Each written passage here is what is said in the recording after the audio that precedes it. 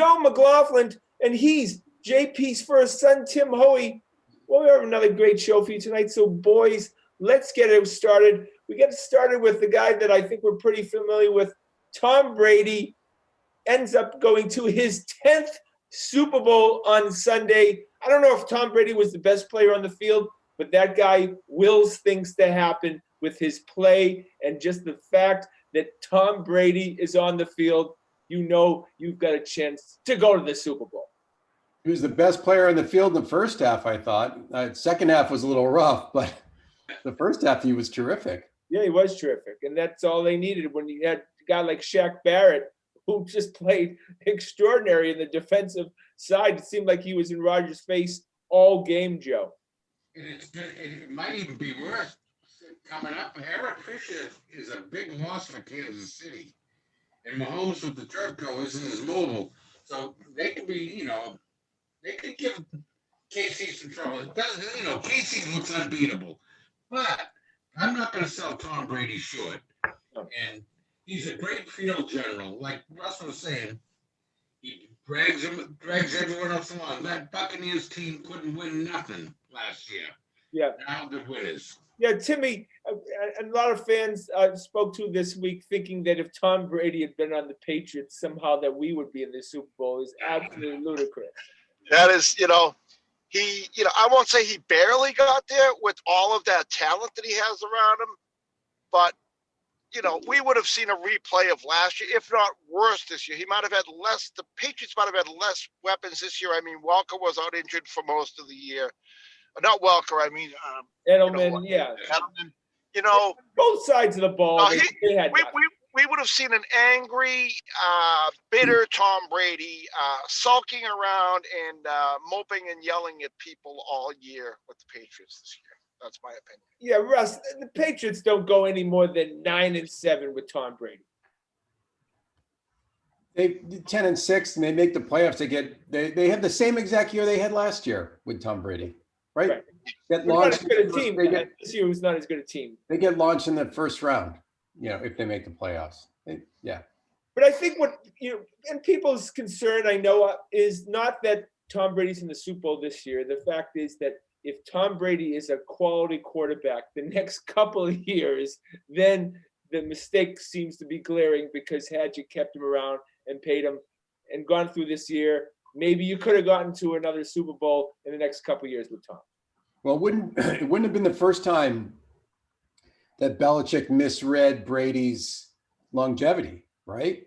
Because he based that whole Jimmy Garoppolo draft pick and everything else on the fact that Brady would only be around for another 2 or 3 years. He misread that. He dealt Garoppolo for nowhere near enough, and this would be the second time in 5 years.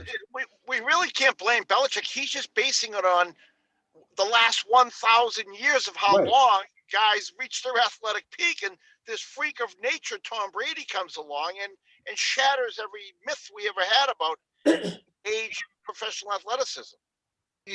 Let's call it the way it is. He hasn't had a single good game in these playoffs. Oh, Brady? Brady hasn't had a good game. Well, I thought pretty spectacular. I mean, I don't know how many other quarterbacks throw that pass to end the first half in the league that find. That was just a defensive mistake. I think they all can make that play. But he put the throw where it had to be. Well, there's no great team in the NFL. Things like that. There's no great team in the NFL, guys, so you don't have to be perfect anymore. Just shows you can turn the ball over 3-4 times in the biggest game of the year and still win. But Scott, two of his interceptions were the equivalent of a punt, though. I know, I understand that. Because they didn't take advantage of them. Yeah, exactly. That too. Yeah, but look, Tom Brady did enough to win. The Buccaneers did not even make the playoffs last year with all that talent. And it's all because of Tom Brady that they sit here with a distinct possibility that they will be Super Bowl champions. Yeah, a lot of intangibles he brings to it. The leadership in the locker room, the expectation of winning. It's a lot more than just throwing the football that Tom Brady brings to the table. And he's handling a lot of strange characters. Fournette's a weirdo, Antonio Brown, and Dominican Sue, Jason Pierre-Paul. They've all been added this year. and they've all got more than a few screws loose. Yeah, And he's whipped them into shape. You got to give Bruce him Arians. Yeah, a lot of guys who have their own kinds of agendas. Bruce Arians being one. Mike Evans, the wide receiver. It looks like it's all about him. Russ, is this a team that can win a Super Bowl? Is the Buccaneers a team worthy of being Super Bowl champion? Well, there's two separate questions. Can they win? Yeah. To Joe's point, Eric Fisher's out. Mahomes, I don't think they're going to win, but they can win. Are they worthy of winning? They would have probably been gotten crushed by 5 out of the last 8 Super Bowl teams. Yeah, right. I think Right? so. I think. I mean, I think they're a good team, but like I don't think they're an amazing team. But it's a weird year. None of this makes any sense this year. Yeah, it is weird. It's weird in the other sports. Tampa was the best team in hockey. I think we can all agree. The Lakers were the best team. Lakers were the best team in basketball, and the Dodgers were the best team in baseball. So it has worked uniformly to be somewhat normal as far as that goes. If Kansas City wins, then it's all normal for all 4 sports. I think the 4 best teams did end up winning. That's a good point, But I tell you, when will we learn not to underestimate or not bet against Tom Brady? I mean, how many times have we heard this before going into big games? I mean, all the AFC games against Peyton Manning and the other various big games he's been in. You watch these sports shows on, and Brady didn't have a chance, and he's proved everybody wrong so many times. Yeah, look, 2018 against Patrick Mahomes and the Chiefs in Arrowhead Stadium. Still can't believe we ended up winning that game. Had no right to win it. We won it. All right, we'll do the Super Bowl predictions next week, fellas. We got to go to the Boston Celtics, the 17-time world champion Boston Celtics. And we have to talk about Jaylen Brown. The progression of Jaylen Brown continues. It's looked like, right now, all of a sudden, Jaylen Brown is the best shooter on the Boston Celtics. Yeah. Yeah, he's had a remarkable start, but look, he's going to regress to the mean. Like it's not reasonable. He's shooting way beyond, like there's something historic in terms of his shot percentage from 2-point range. But frankly, even if he does regress, he's to where you would expect. He's having a remarkable year. He's a fantastic basketball player. He's a drop dead 3-point shooter right now at this moment. It's remarkable. He's starting to create his own offense, which has been the legitimate negative tag on him. And all of a sudden, that's a different player that played against the Miami Heat. If we had this player against the Miami Heat, I think we go to a final. Probably, although he had a good series, Scott. I mean, I think the problem with the Miami Heat series was Hayward was trash. His knee, his foot wasn't right, and Kemba was. Drop your glove. So but maybe look. Here's the thing: to win an NBA championship, you typically speaking need to have a player playing as a top 5 player in the NBA. Yeah. I don't think the Celtics are going to have that this year, but they may have 2 players playing as top 10 to 12 players in the NBA. Yeah. It'd be an interesting experiment to see if they could win it. Yeah, that's a nice average, though. Kind of, Right? Absolutely. Yeah. Get to that number that you want almost, Right. the 5 spot. Yeah, look, Tatum, I think the break, obviously, you never want to get COVID. Looks like he didn't have any great effects from it.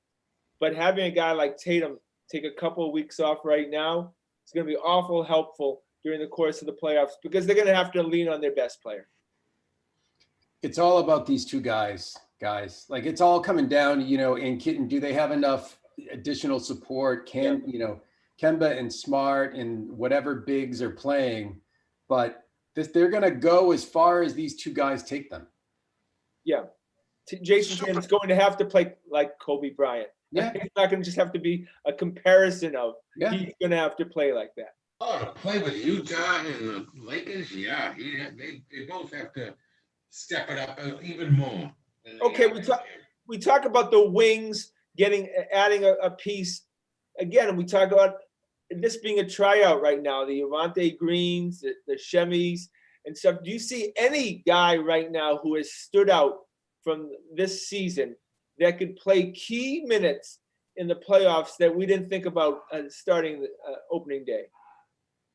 Other than, I think Pritchard could, but he still would need to develop. But I mean, look, Shemmy's a nice story. Javante Green's a nice story. There's some, guys are nice stories. They're not playoff basketball players. Yeah. I think Rob Williams is starting to show a little more than I never thought I was going to see out of him. There might be some nice upside with him. Yeah, great point. But Grant Williams looks like he's getting back to the end of the bench right now. Tough start. He had a few good games. He started badly, and then he played well a few games, and he doesn't look like he has any confidence right now. And I thought he was going to be a key player, which just dials up the pressure on Danny to bring in a guy who can play a three or the 3 or 4. When is the trade deadline this year? March 21st. What's that? Thank you for asking that. Yeah, I looked that up this morning. I've been rooting so hard for Aaron Nesmith, and he's played well the last few games. Yes. I think this is a guy that, because they didn't have summer league, they didn't have a training camp, that, he's very much behind. But everything I see about him shows that he's going to be a quality NBA player. Well, what do we talk about a lot? We talk about, you are what your baseball card says you are. So his baseball card says he's a dead-eye three-point shooter, and he's going to hit those numbers that his card says that he is. So give him a little time. I hope he gets there. Yeah. His baseball card also says he's a young guy that's having a lot of trouble assimilating his NBA. Yeah, he's lost. Yeah, see what he can do. He's lost defensively, but they all are. One thing you can't learn, and what he has, he's a hustler. The guy gives an effort. He tries to rebound. You can see he's trying to learn on the court. And Timmy's right. The guys, they don't move the baskets in the NBA if they stay still during it. He's going to be, I think, a huge contributor. Maybe not this year, but definitely moving forward. Yeah, I give him 2 years till he's a real threat. Like a real threat. Like a legitimate, So, Scotty, let me ask you a question. Have you figured out which coach you want to replace Brad Stevens? Because that's what you were claiming. Thank you for bringing that up, Russell. Thank you. Look. You think Brad Stevens has improved as a coach in the last 3 years? In the last 3 years? Sure. I think he's improved as a coach, but he's made conference championships 3 out of the last 4 years. No, I know. But look, I obviously we're not firing Brad Stevens right now because we haven't found him. Jason Veritek's not available. But no, the jury's out on Brad Stevens right now. I don't think it's a fait accompli that he's the coach of the Celtics for life. By the way, I don't disagree with you, but on any given, like if he makes a bad rotation decision one night, I'm not calling for his beheading like some people on this show. No, So, but Scotty, wait, do you think he has to get meaner, tougher? Like, does he have to become a meaner person? Like, that's kind of the feeling I get. Russ Stevens has talked about for many years, Timmy and Joe, about the plays coming out of timeouts and stuff that Brad Stevens had done a wonderful job. I will give it to. We have not seen that for a long time. That seems to be a skill set that has left Brad Stevens. He hasn't designed the plays that we go, whoa, he's made an impact on this game.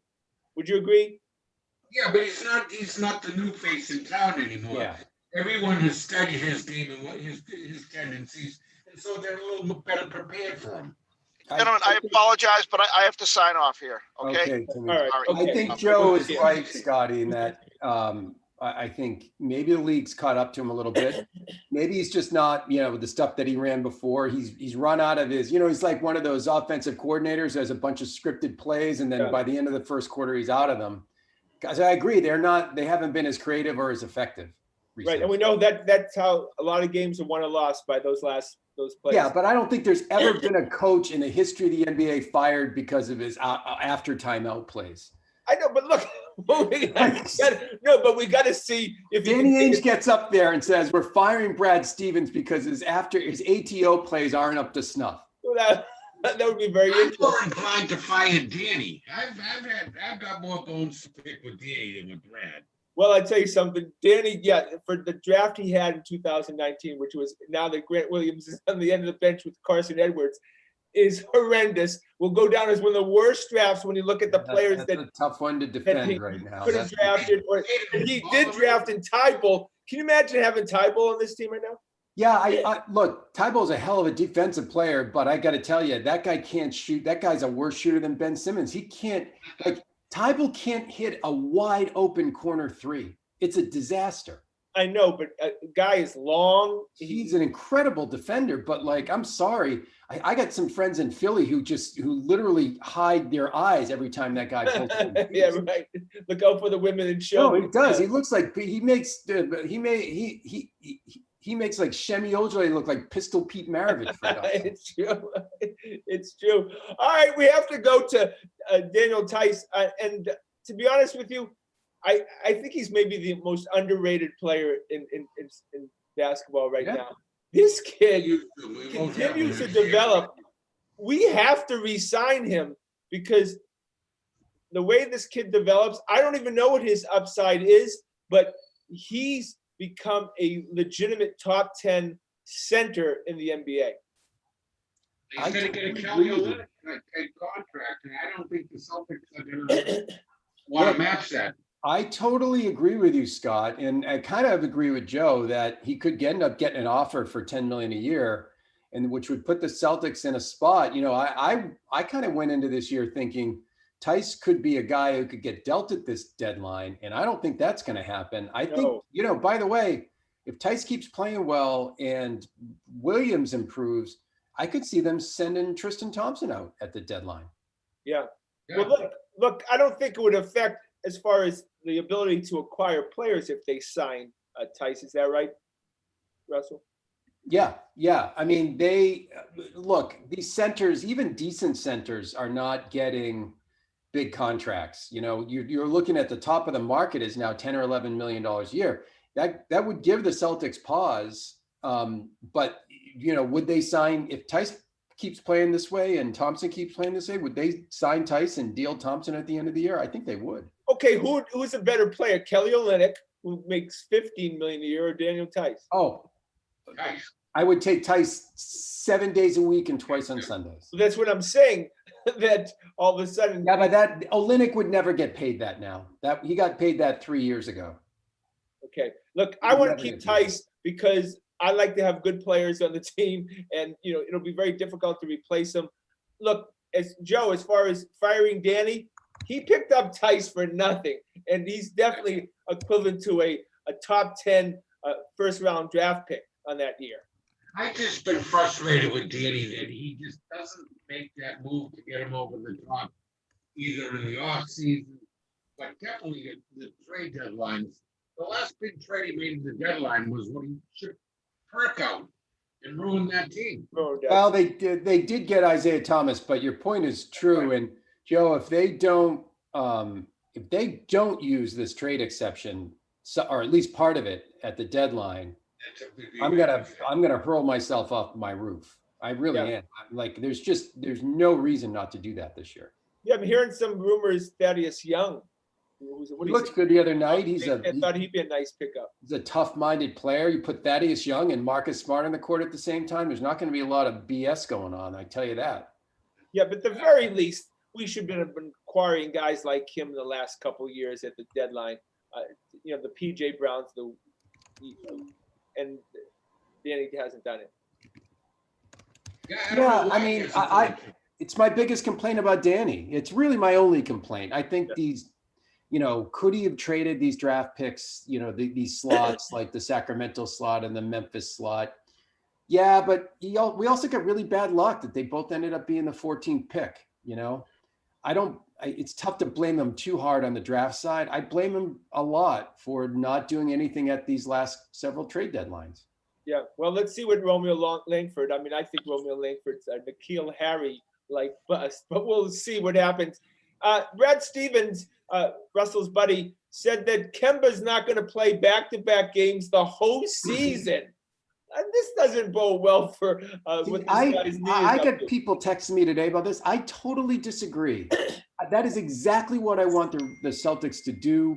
in say, which is there's no reason to play him back-to-back during the regular season. The regular season, whether you're the 6th seed or the 5th seed or the 4th seed or the 3rd seed, doesn't matter. The only thing that matters, and we saw this last year in the playoffs, is having that guy healthy in the playoffs.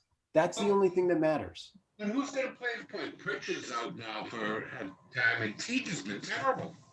Yeah, Pritchard will be back in a week, Joe. Like, it's fine. I'm the guy who predicted that after 25 games, they'd be lucky to be 13-12. Yeah. Right? So anything more than that, I'm fine with at this point in time. They had Tatum out. Look,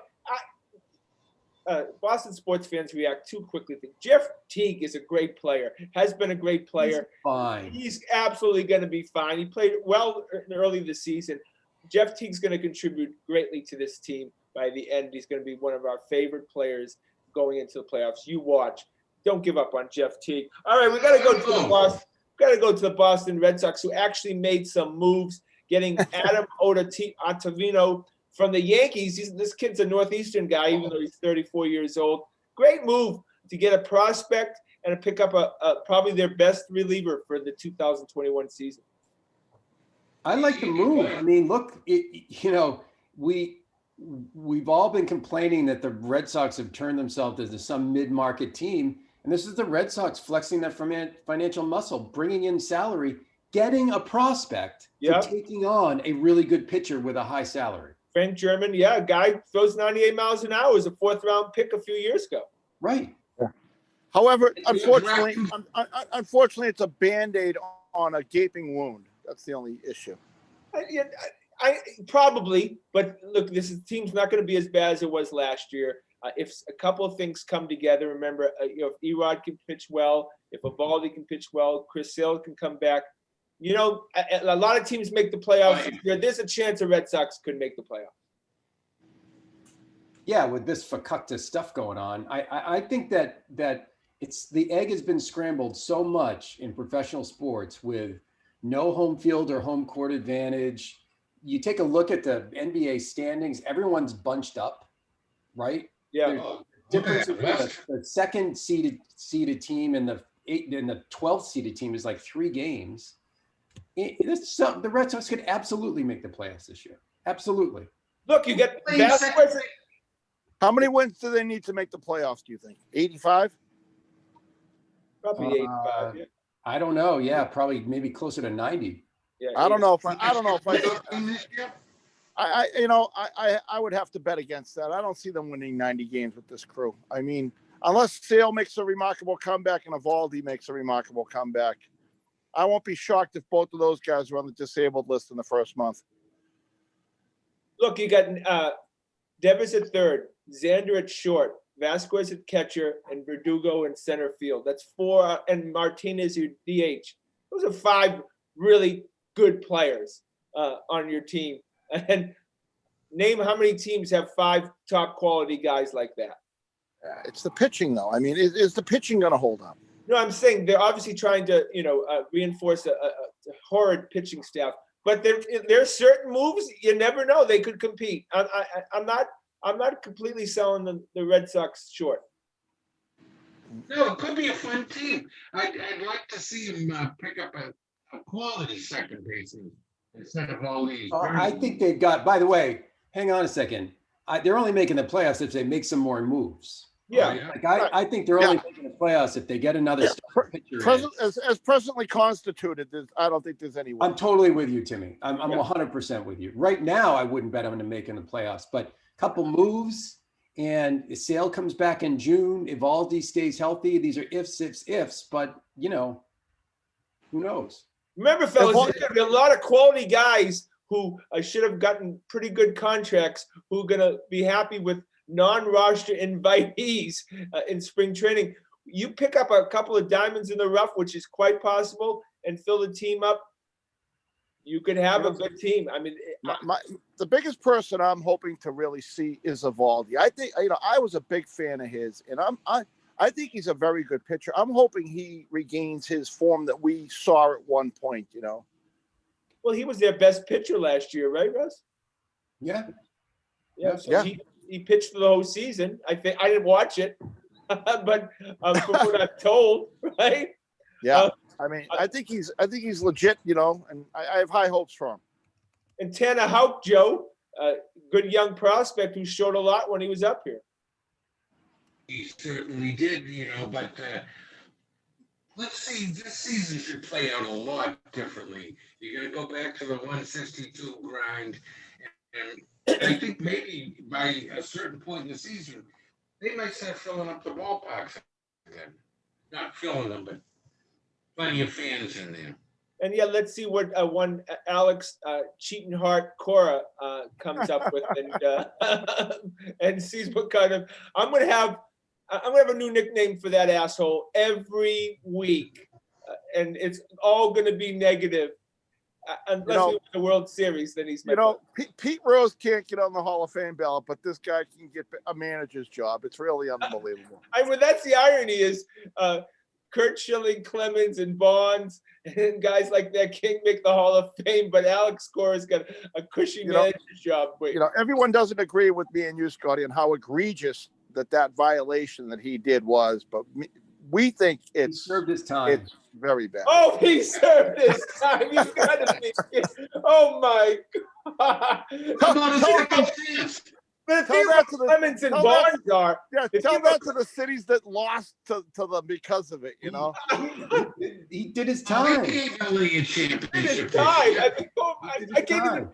We don't have enough time. We're gonna do one show. Let's promise one show this winter on Alex Cora. Oh God! Let me tell you something. God forbid if the Red Sox make the playoffs and have a better year than expected, Scotty Kerman is going to be screaming from the rafters about how great a manager. It'll be worth the price of admission just to watch Scotty and Ashton this year. I hate Alex Cora so much. I can't stand it. But that isn't going to be the manager. I can't. Oh my God! You got to realize. Timmy, we're gonna have to sneak up to that front row next to the on deck circle so I can leave him a new one. We're gonna have to hire some professional writers to give us some heckles. Yeah, right. All right, we go to special comedy writer right here. Yeah. Go to Timmy's Boston Bruins. Look, all of a sudden they're starting to show life. 6 goals against the Flyers. It's a team that may develop some young players like Frederick are looking good. All of a sudden, there's promise for the Bruins. I saw something last night I never thought I'd see in overtime. 3-on-0 with the Malkin with the puck going in, and they didn't even get a shot off. I don't think I've ever seen that before, and I don't think I'll ever see it again. Malkin is one of the greatest players in the history of hockey. Yeah, and for that to happen was beyond belief. I take some credit. I take some credit for the Bruins rebound because. I think I complained after like half the game in which they had scored 3 goals in like 4 games. I'm like, which team is the worst team in Boston? And everyone piled in and said the Bruins. And then they scored like 6 goals in 12 minutes. And I know you're right. I mean, they're obviously missing Pasternak. I mean, the guy's a goal machine. I mean, he's a gigantic part of this team. They're a solid team, and he puts them above solid. Yeah, I don't feel like they miss Chara defensively at all. There's more to just the ice presence that you miss. We'll see as we get into the season. It's nice to have Miller back. He gives. I think they improved more than they missed Chara, to tell you the truth. Yeah, I'll take Miller over Chara. That's for sure right now. Yeah. Is that right? Oh yeah. Miller's doing great. Does Sweeney make a move like we're talking about Danny Ainge making a move at the deadline?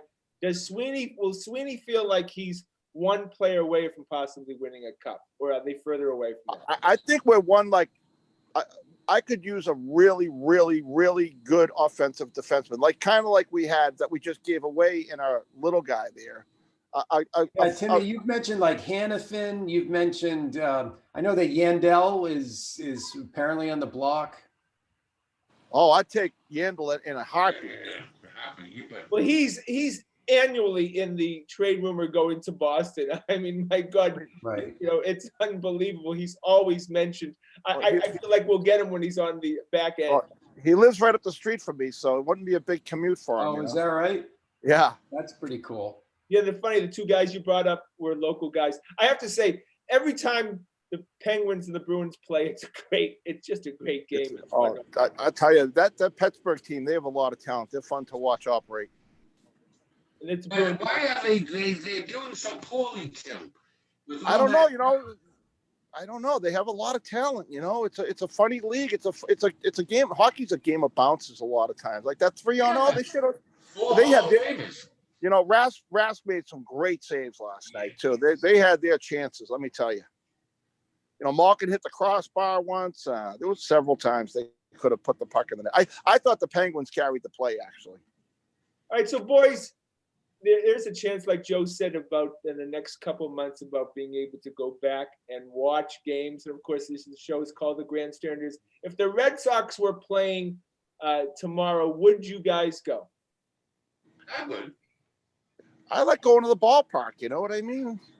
Well, I mean, would you take the chance of being exposed in that kind of setting right now? I would. You would. Yeah. I'd have to be convinced that I and 60% of the fans have gotten the vaccine at that point in time. And at that point in time, I'm about to walk into a hockey rink full of people right now, so that tells you. Good luck with that. Cover up. All right. But yeah, I mean, look, it's very interesting. They're going to have people at the Super Bowl. We saw this weekend there were people in the stands in Green Bay and the Chiefs. I just feel really uncomfortable watching that more or less than being in the middle of it. I have to be honest with you. I'm not a big fan of going to games and having someone sneeze and cough on me for the last 40 years. I'm sure not going to be happy about it with the pandemic right now. What's funny? You go below the Mason-Dixon line, they don't give a crap. They're just moving on like it's not even happening. Yeah, well, yeah. And how's that working out for them? Yeah, well, because they're morons to me. That's what they are. All right, well, that's our show for tonight. I want to thank everyone behind the scenes, of course, Corbin. Want to thank the fellas. Please check us out on our website at thegrandstanders.com and tune in again next Wednesday night at 6:30 for another edition of Grandstanders Live. I'm your host, Scott Kerman. Have a great and happy night.